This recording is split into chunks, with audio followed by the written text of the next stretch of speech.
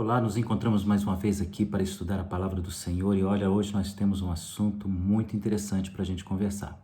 Vamos falar um pouquinho sobre a serpente, o dragão, Leviatã. Qual é a ligação dessas palavras? Qual é a ligação bíblica e histórica dessas palavras?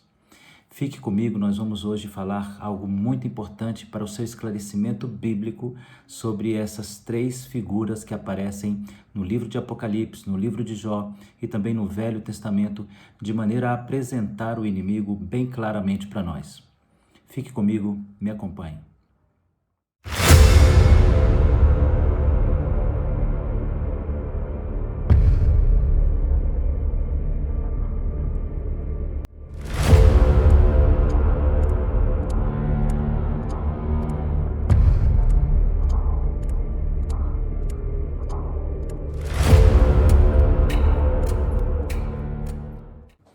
Você já deve ter percebido que a serpente é um animal que ganha destaque no Velho Testamento. Aparece nos primeiros textos da Bíblia como sendo aquele grande enganador ou aquele possuído pelo enganador que vai se levantar contra a descendência do homem, que vai se levantar contra o homem especificamente. Há um certo sentimento de ódio nessa serpente para que ela possa atacar o homem ou levar o homem ao erro, ao engano. Bem, o que nos parece muito complicado é perceber onde nós agora podemos entender que Deus está falando de um animal ou que Deus está falando de um ser de maneira figurada. Essa complicação ela é histórica. Muito se falou sobre esse problema ao longo do tempo. Na realidade, muito se discutiu sobre isso. Alguns historiadores e alguns teólogos entraram em choque ao tentar analisar esse termo, porque a serpente aparece na Bíblia como um animal real. É o que aparece no livro do Gênesis, no capítulo de número 3, do verso 1 até o 5. Ora, a serpente era o mais astuto de todos os animais selvagens que o Senhor tinha feito. E ela perguntou à mulher: foi isto mesmo que Deus disse? Não coma de nenhum fruto das árvores do jardim? Respondeu a mulher à serpente: podemos comer do fruto da árvore do jardim, mas disse Deus: não comam do fruto da árvore que está no meio do jardim, nem toque nela, do contrário vocês morrerão. Disse a serpente à mulher: certamente não morrerão. Deus sabe que o dia em que comeres, seus olhos se abrirão e você será como Deus, conhecedor do bem e do mal. Nós encontramos aqui uma condição muito difícil de se entender nos nossos dias. Um homem, uma mulher conversando com um animal, isso parece ser algo muito fora da realidade. Parece ser mais uma coisa lúdica, mítica. Mas na realidade é bem provável, como há um estudo de muitos teólogos ao longo da história, nós não podemos descartar, e é muito provável, que Adão e Eva conversavam de fato com os animais. Porque o entendimento de muitos teólogos, de muitos estudantes da Bíblia, principalmente do Velho Testamento, como Carpentry, que vai dizer que a serpente pode ter sido de fato um animal, visto que não havia rinchas entre homem e animal. Os animais e o homem viviam em plena harmonia, e como o homem poderia conduzir toda a criação, assim como o Senhor disse a ele no ato da criação: governe sobre todos os animais, lidere sobre todos os animais. Então nós podemos entender que algum tipo de comunicação foi estabelecida. Nós podemos entender não que há um dialeto na língua dos animais que o homem pudesse entender, mas de alguma forma havia um diálogo entre eles. Bem, é isso que muitos teólogos aceitam, e eu aceito concordar com esses pontos de vista. Porque nós não podemos negar o que a Bíblia diz. Veja, a hermenêutica é uma matéria que nos ensina, que nos direciona a arte da interpretação das Escrituras. E a hermenêutica nos diz: a Bíblia diz e o que está dito, está dito. Em outras palavras, a Bíblia afirmou algo, então nós não podemos refutar. Nós não podemos ir contra, porque a palavra de Deus já afirmou isso. A palavra de Deus já disse que foi assim. Dizer que um animal não está aqui presente é, da mesma forma, negar a possibilidade de Deus fazer coisas impossíveis aos nossos dias. e também negar a verdade das Escrituras. Melhor então é confiar que esses homens, Adão e Eva, conversavam de fato com os animais. Lembrando que lá na frente, quando o povo de Israel está entrando no deserto e agora vai conquistar determinada região, e há um diálogo entre Balaão e a mula que está levando Balaão, e ela para diante de um anjo, e ali há um certo diálogo de desavença entre a mula que está vendo o anjo, e ela chama a atenção do profeta de que ele deveria também ver. Nós encontramos, não é uma figura de linguagem, não é um ponto que possa ser discutido como tal. Na realidade, Balaão conversou com a mula, e nós temos que entender essa possibilidade a partir da fé. Nós não podemos discutir a fé. E lembrando que a regra de hermenêutica vai nos afirmar isso. Você leu o que está escrito, e o que está escrito, está escrito. Não podemos negar o que está escrito. Outra regra de hermenêutica vai nos dizer que para interpretar a Bíblia, nós precisamos de toda a Bíblia. Nós precisamos de todo o assunto que envolve a Bíblia. E agora nós vamos em 2ª Carta aos Coríntios, no capítulo 11, no verso 3, onde o apóstolo Paulo vai dizer algo concernente à serpente. Eu receio e quero evitar, é assim como a serpente enganou a Eva com astúcia, que a mente de vocês seja corrompida e se desviem da sua sincera e pura devoção a Cristo Jesus. 2ª Carta aos Coríntios, no capítulo 11, no verso 3. Eu tenho receio e quero evitar esse pensamento de que assim como a serpente enganou a Eva, também engane o coração de vocês. Bem, se esse texto não for claro para você, de que o Senhor está usando agora o Novo Testamento para confirmar que a serpente aparece no Velho Testamento, falando e seduzindo o homem, então nós temos um problema de aceitação de fé. A palavra de Deus não mente. Então, o que nós podemos entender a partir dessa ideia de uma serpente conversando com o homem? Nós podemos entender, primeiro, que é uma possibilidade real. Segundo, há um entendimento bíblico que explica como verdade esse tema. Ele é verdadeiro. A Bíblia nos impulsiona a acreditar que o animal realmente conversava com Adão e com Eva. Mas nós também temos que entender que o Senhor não está falando apenas de um animal, visto que Ele está dizendo que este animal está tomado, seduzido, possuído por alguém muito mais astuto do que ele mesmo. Então aqui não cabe uma figura, mas cabe uma presença dessa figura preenchida pela astúcia de Satanás. Então, no primeiro momento, devemos entender assim: a serpente realmente falou com Eva. No segundo momento, temos que entender que essa figura agora se torna a figura maligna, a figura de Satanás. Você entendeu isso? No primeiro ponto, de fato, a serpente falou com Eva. Eva conversava com os animais, assim como Adão conversou com os animais. Mas no segundo momento, esse diálogo não prossegue, porque Adão e Eva são expulsos do paraíso. Agora não há mais diálogo entre os homens e a natureza. Lembrando que a punição de Deus sobre Adão foi que a terra, que agora produzia facilmente para ele, iria resisti-lo, porque ele não deu conta, ele não conseguiu, ele não alcançou o objetivo de sua vida, que era liderar toda a natureza. Antes, perdeu na negociação para o inimigo. Então o que nós temos que ver é que agora a serpente, ela passa a ser a figura do inimigo. Então acho que agora você entendeu qual é a figura do diabo nessa história. O diabo, ele ganha agora a figura que vai representá-lo como sendo serpente, graças ao primeiro ato histórico da aparição do diabo em diálogo com o homem, tomando o corpo de um animal. Agora veja, isso é bem defendido também por escritores do passado.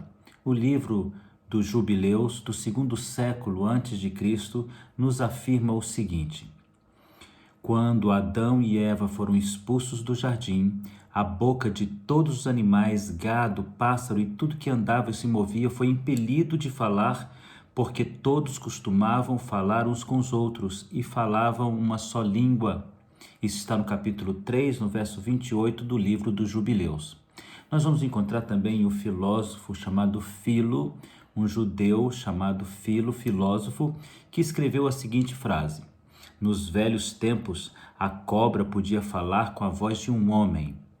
Escrito sobre a criação na página 156 de Filo. O historiador, renomado historiador Flávio Joséfo, ele disse: naquela época, todas as coisas vivas falavam a mesma língua. Livro das Antiguidades, no capítulo 1, no verso 41. Então parece que a explicação perde um pouco o sentido da lógica e ganha o sentido da palavra de Deus. Se Deus disse, é porque era fato.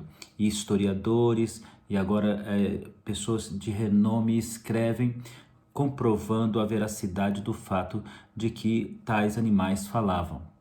E pode ser que eles tenham perdido essa qualidade de falar em razão do fato do pecado de terem caído juntamente com o homem, por ser a serpente possuída pelo inimigo, que também recebe uma punição. Não se esqueça disso. Deus puniu o homem, a mulher e a serpente, que passa a rastejar sobre o seu ventre. Então veja, se Deus pune a serpente, é porque ela tem também uma certa parcela de culpa em todo esse acontecimento. Mas nós precisamos entender que outros tradutores da Bíblia, outros estudantes da Bíblia, eles vão dizer algo bem diferente. Eles vão dizer que os animais nunca tiveram a habilidade da fala. No entanto, a simplicidade do coração de Adão e Eva permitiam que eles ouvissem o diálogo da boca da serpente, possuída pelo diabo, porque a sua simplicidade de coração não via maldade nisso. Você entendeu isso? Ou seja, no primeiro momento ela é um animal conversando, mas a partir desse momento em que o engano, que a possessão se faz sobre este animal, a serpente passa a ser uma figura daí em diante para a figura de Satanás. Ele vai ser uma representatividade de Satanás. Por isso, em Apocalipse, capítulo 12, no verso 9, está escrito: o grande dragão foi lançado fora. Ele é a antiga serpente chamada Diabo ou Satanás, que engana o mundo inteiro. Ele e os seus anjos foram lançados à terra. Apocalipse 12, 9. Aqui está claro, a figura da serpente agora se perpetua como uma figura representativa da possessão maligna, da interferência maligna, da pessoa do diabo, agora se transformando em um acusador constante na vida e na realização da existência humana. Ok, então entendemos o ponto número 1.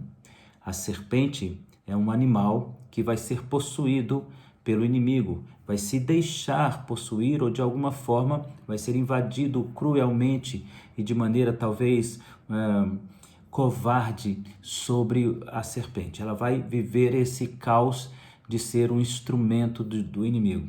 Ela vai ganhar o status do próprio inimigo e a partir de então ela vai ser figura do próprio inimigo.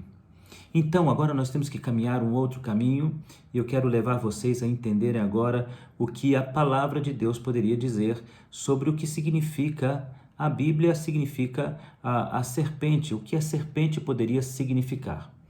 Na palavra do Velho Testamento, nós vamos encontrar a serpente em muitas outras posições que vão nos levar a entender que o Senhor não está falando não somente da serpente, mas está falando do veneno dessa serpente.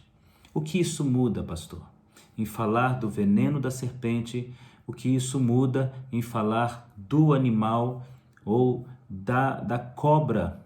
Primeiro, nós temos que considerar que cobra não é a melhor definição para este animal. Ele tem nome de acordo com a sua família, de acordo com o seu grupo. Serpente é um animal peçonhento. E no caso aqui, a palavra aplicada à serpente é uma palavra que vai chamar a atenção mais para o efeito do veneno do que para o próprio animal. Então nós temos diversas famílias, digamos assim, de serpentes, de cobras. algumas peçonhentas e outras não, mas no caso dessa palavra especificamente, o que a Bíblia está dizendo é que há um animal que tem um veneno terrível e ele vai injetar esse veneno no homem. E ele vai levar o homem a ser dominado pelo veneno. Lembre-se, o veneno da serpente, ele mata as suas vítimas. O veneno de Satanás faz a mesma coisa. Ele mata as suas vítimas. Então nós vamos encontrar a serpente como um animal peçonhento apresentado nas escrituras dessa maneira, como um animal peçonhento, chamando a atenção para que o fato de que o veneno entra no homem e engana o homem, assim como o veneno de uma serpente entra nas correntes sanguíneas e pode levar a pessoa ao óbito. Então nós vamos encontrar a áspide, uma cobra egípcia chamada Raja, ou Petem, ou Aspis, que possuía chifres, uma cobra peçonhenta da região desértica do Egito.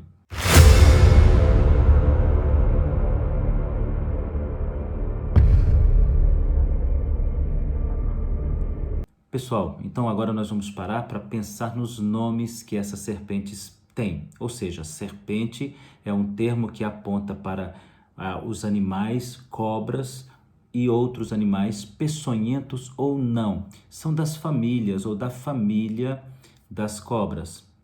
A serpente, no entanto, tem um detalhe que é o veneno, como nós dissemos. A Bíblia parece apontar mais para o veneno do que para o animal em si. Como já dissemos, mesmo que seja provável o diálogo entre a mulher e a serpente, parece que o Senhor nos leva ao entendimento de que o veneno é algo que ele quer chamar mais atenção. Então, no Velho Testamento, nós temos as seguintes serpentes que aparecem. Nós temos a áspide, ou cobra egípcia. Nós temos a víbora. Nós temos o éfa. Também temos a cobra de chicote e inúmeras outras serpentes que vão aparecer, inclusive, no deserto, quando o povo de Israel comete alguns erros diante do Senhor e o Senhor os pune, permitindo que a serpente venha a injetar o seu veneno em muitas pessoas, colocando serpentes no deserto, e essas serpentes atacam o povo de Israel. Uma palavra, no entanto, é muito interessante. Uma palavra é muito interessante. A palavra Pitom. Pitom é uma referência a uma determinada classe de famílias de cobras. E agora nós vamos encontrar bem na formação do povo de Israel ainda, quando o povo de Israel está tendo sua primeira experiência com um rei governando, depois de Samuel ser colocado para o lado da escolha do povo. Eles não queriam a sequência do governo divino e escolheram então Saul, e nós vamos ver Saul procurando uma adivinha em sua terra para que falasse com Samuel morto. Qual é o nome da função dessa bruxa? O nome da função dessa feiticeira é pitonisa. Pitonisa aponta para o nome Pitom. Então nós estamos falando de uma mulher que adivinhava, mas servia ao deus cobra, serpente, Pitom. Então agora nós estamos vendo mais uma vez uma ligação do termo com o inferno, porque ela é uma adivinha, ela é uma bruxa, uma vidente, ela é uma pessoa que está adivinhando por meio de fatos reprovados pelo Senhor Deus, quando o Senhor diz a Israel para não buscar tais adivinhos. Ela está ali presente, recebendo a visita do próprio rei. E ela é serva, ela é serviçal, ela é um escravo espiritual de Pitom, que Pitom é a figura do próprio inimigo, do próprio Satanás, do próprio diabo. E aqui nós precisamos abrir um parênteses para entender algo muito interessante. Nós geralmente colocamos essas três pessoas, ou esses três nomes, como referentes à mesma personalidade. Ou seja, apontamos às vezes para a mesma pessoa com os três nomes: diabo, Satanás e demônio. mas o entendimento da Bíblia nos passa uma nomenclatura que aponta para pessoas diferentes. Por exemplo, o dragão, a antiga serpente, é chamada na Bíblia de diabo. Logo, diabo é o nome que é atribuído àquele que é considerado o príncipe dos demônios. Diabo é apenas um personagem que parece nos apontar para a pessoa do antigo Lúcifer, o querubim que caiu da presença do Senhor. Já o termo Satanás significa um ser que é rebelde contra Deus ou alguém que trabalha contra os propósitos de Deus. E é dentro dessa perspectiva que nós vamos entender que nem sempre a Bíblia, ao referir-se em Satanás, está se referindo a um ser espiritual celestial caído, mas ele pode estar se referindo a um ser humano que se comporta como inimigo da cruz, que tenta impedir a cruz. Porque a palavra Satanás quer dizer oponente, opositor, inimigo, aquele que se levanta contra os propósitos. Agora nós vamos entender claramente como Pedro é repreendido por Jesus Cristo, quando Jesus diz a Pedro: aparta de mim, Satanás, porque você não compreende os desígnios de Deus. Pedro não estava de maneira alguma possesso naquele momento. Não podemos conceber a ideia de que Pedro, que fora cheio do Espírito Santo, estivesse naquele momento possuído, visto que se tivesse possuído, o Senhor expeliria o demônio pela sua autoridade. Antes, o Senhor disse para ele em outras ocasiões: o inimigo quis cirandar você como trigo, mas eu não permiti, Pedro. Então, o Senhor protegia Pedro como protegia todos os outros discípulos da investida de Satanás. Satanás é um termo que aponta para inimigo da cruz, inimigo de Deus. Então agora fica fácil você entender. Quando Pedro se posiciona contra os propósitos da cruz, então Jesus diz a ele: você está agindo como Satanás. Ele não está possuído, mas está tomado de um desejo que aponta para um impedimento da obra do Senhor Deus. Deu para você entender isso? Agora, o que nos chama a atenção em todo esse contexto é que Satanás, que é diabo, que é também a serpente, aparece na Bíblia como um dragão. E de onde vem essa ideia de um dragão? Nós precisamos entender que nenhuma ideia nasce apenas da imaginação dos profetas, porque a Bíblia diz que toda a Escritura é divinamente inspirada pelo Espírito Santo de Deus, pela pessoa do Espírito Santo de Deus. Logo, nós não podemos considerar que haja algum equívoco, erro, engano ou alguma participação humana nessa revelação, interferindo diretamente na humanidade. Não. Interferindo diretamente na Bíblia, não. Interferindo diretamente no texto sagrado, não. Interferindo diretamente na profecia, não. O homem não interferiu a não ser pela sua participação em receber a revelação e transcrevê-la para que nós pudéssemos receber tal revelação. A ideia de dragão tem que ser uma ideia real, você entende isso? Tem que ser uma ideia conhecida. E nós vamos olhar então para os Tanims ou para o Dracon como sendo uma figura presente na mitologia dos povos vizinhos de Israel. E talvez por isso, pela essa mitologia dos povos vizinhos de Israel, onde os cananeus apontavam até para uma figura de Baal ou de Baalins, como Anat, que é uma figura de um dragão. Então agora uma coisa pesa sobre nossa consciência: de onde as pessoas tiraram a ideia de um dragão? Porque veja, a palavra de Deus ela é uma inspiração na vida do profeta. E o que significa inspiração? Significa o influxo de Deus no coração do homem ou na vida do homem por meio do Espírito Santo de Deus. Seria Deus utilizando o conhecimento previamente adquirido pelo homem. Adquirido de que forma? Por meio de uma visão, de uma revelação, por meio de um texto antigo, por meio de uma tradição vinda da criação. Então agora essa palavra inspirada, ela se torna dependente, preste atenção, a palavra inspirada se torna dependente de uma experiência prévia. Porque se o indivíduo não tem o conhecimento, logo ele não tem a informação. E ele não tendo a informação, ele não tem como argumentar tal informação. Então, se a pessoa está argumentando a informação, é porque ele a possui anteriormente. Entende isso? Então, algumas passagens da história agora precisam confirmar a informação prévia. Ao falar de dragão, ele precisa ter uma informação prévia. Agora, veja, a ideia de dragão que temos do Oriente para a parte da China e de outros povos, é uma informação mística. É uma informação de um cunho completamente lúdico, onde os dragões são animais pré-históricos com asas e lançam fogo de suas narinas.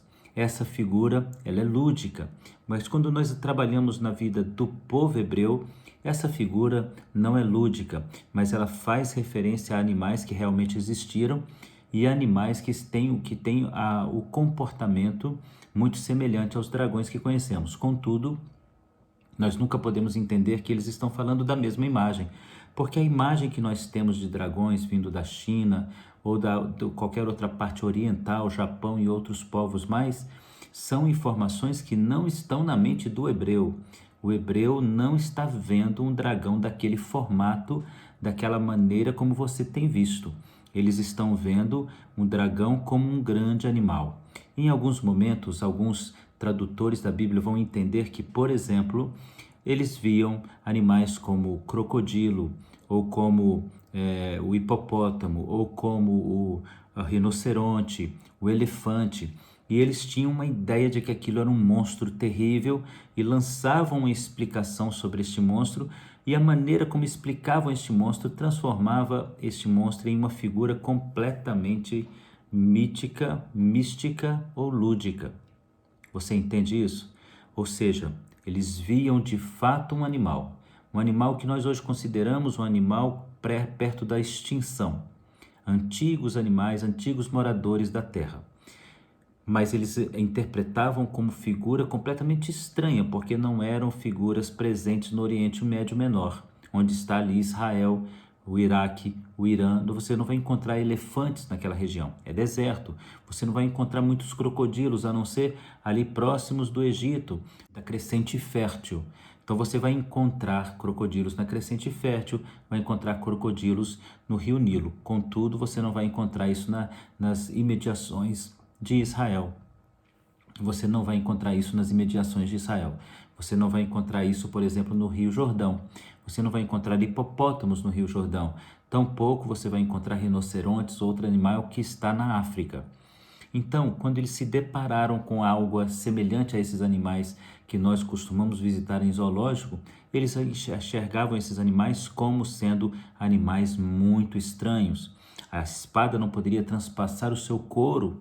Eles eram fortes, eles eram barulhentos. É assim que o Velho Testamento descreve os dragões.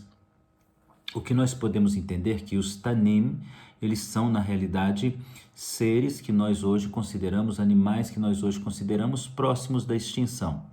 Mas eles não estão de modo nenhum se referindo aos dragões que conhecemos dos desenhos e filmes que encontramos, porque estes estão fundamentados em uma ideia lúdica, em uma ideia mística, em uma ideia não séria, não contendo seriedade nela. Então esse grande animal que se levanta no Apocalipse, chamado besta do Apocalipse, que é também um grande dragão, ele é uma figura representativa ligando para animais que realmente existiram.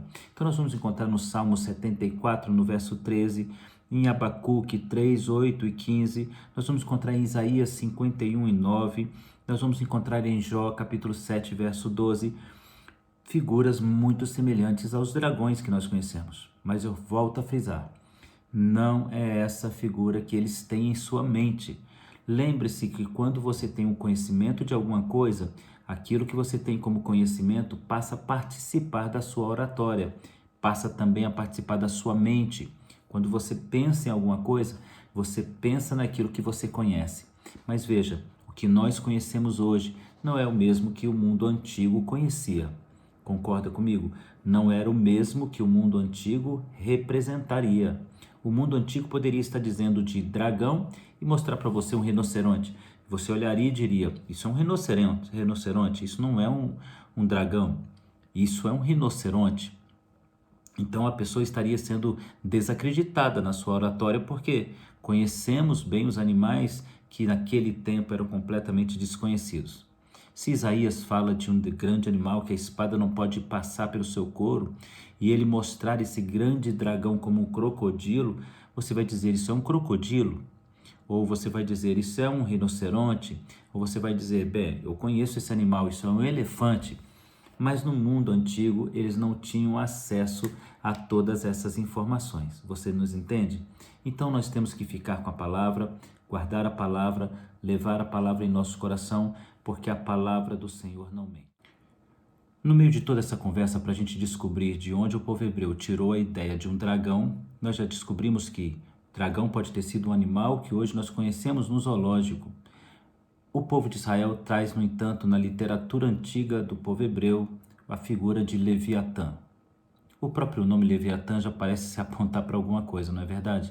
Falamos de Leviatã, lembramos de tantos outros nomes malignos. Mas veja, Leviatã é visto como uma grande serpente enrolada no fundo dos oceanos e quando ela mexe, então ela mexe com todas as estruturas da terra. Veja, é uma figura mitológica. É uma figura mitológica dos escritos antigos de Israel, mas que está presente, por exemplo, no livro de Jó, no capítulo 41, no verso 1 até o verso de número 34. Aparece a simbologia de Leviatã. Agora vamos ler o capítulo 41, no verso 1 e 2. Você consegue pescar com anzol o Leviatã? Pergunta o Senhor a Jó. Prender a sua língua com a corda? Consegue fazer passar o cordão pelo seu nariz e atravessar seu queixo com um gancho? Então veja, Deus está dizendo que Leviatã é um animal real. Então, se Deus está dizendo que Leviatã é um animal real, nós entramos mais uma vez pelo caminho da hermenêutica. O que está escrito, o que Deus diz não pode ser desconsiderado. Logo aqui nós podemos estar encontrando uma confirmação vinda de Deus de que o grande dragão existe de fato e ele é a figura grande, crescida, a figura aumentada da serpente. Eu tenho duas informações a dar. Primeiro, há uma evolução da serpente para um dragão. Você percebe? Então, se há uma evolução da serpente para o dragão, nós devemos encontrar a seguinte afirmação: o diabo cresceu. Nesses últimos anos ele cresceu em popularidade, ele cresceu em influência, ele cresceu em poder entre os homens. Porque ele começa como uma serpente, mas nos dias finais ele é do tamanho, da dimensão de um dragão que traz muito pavor e medo a toda a humanidade. Lembrando que Adão e Eva não tiveram medo da serpente por ser um animal costumeiramente presente na história, na vida, no cotidiano de Adão e Eva. Mas agora o dragão, segundo a palavra de Daniel, é um animal nunca visto, é um animal que vai devorar suas presas. Segundo o Novo Testamento, é um animal maligno. E quem é Leviatã? Uma figura de uma serpente enrolada no fundo dos oceanos. Se nós vamos a Gênesis, encontramos a serpente. Se nós vamos agora à literatura judaica, encontramos Leviatã. Leviatã, que agora vai virar uma figura bíblica do Apocalipse, que é a besta que sai das águas. Então a besta que sai das águas é um apontamento para Leviatã. Agora, Leviatã pode ser uma figura para poder apontar para uma pessoa ao invés de apontar para um animal? Sim, pode ser. Pode ser. Contudo, as várias citações não parecem ser apenas fantasiosas, mas parecem ser uma afirmação de Deus. Jó 3:8, Jó 41:1, Salmos 17:14 e Salmos 104:26. Duas vezes em Isaías 27:1, o Senhor fala sobre Leviatã. Você entendeu isso? Leviatã é real. Algumas pessoas voltam àquele mesmo ponto que nós atravessamos ao informar de onde vem a ideia de um dragão. Muitas pessoas apontam Leviatã como um grande crocodilo, outras pessoas como um monstro do Lago Ness, outras pessoas como um dinossauro ou como um dragão, que é um animal presente na mitologia do Oriente, mas também como um monstro desconhecido.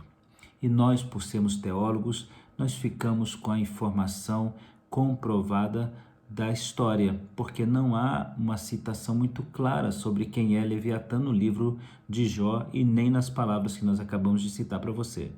Mas o que significa Leviatã? Leviatã é uma criatura formada por Deus, de representatividade de força indomável e perigosa. E agora nós já vimos pontos de vista que já foram discutidos antes. Se ele é a serpente, agora ele é o dragão, então alguém viu isso. Se ele é a serpente, agora é o dragão, ele cresceu dentre os homens em poder e influência. Se ele é a serpente, agora é o dragão, é uma figura conhecida na cultura hebraica, que é o Leviatã.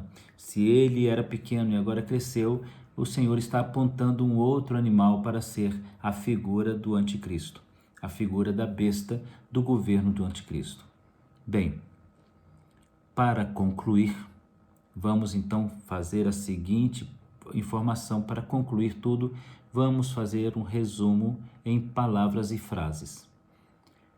A serpente é um animal real que possivelmente pode ter tido uma outra maneira de caminhar e que fora amaldiçoada por Deus por ter se permitido ser usada para a destruição dos homens. Os homens se encontram com serpente na história e na profecia, mas agora eles têm um outro status para dar para essa serpente. Não é uma referência a uma cobra, mas é uma referência a espíritos malignos que militam nas regiões celestiais. Essa serpente vai existir de fato na história do povo de Israel para punir Israel, assim como o inimigo aparece como nosso algoz.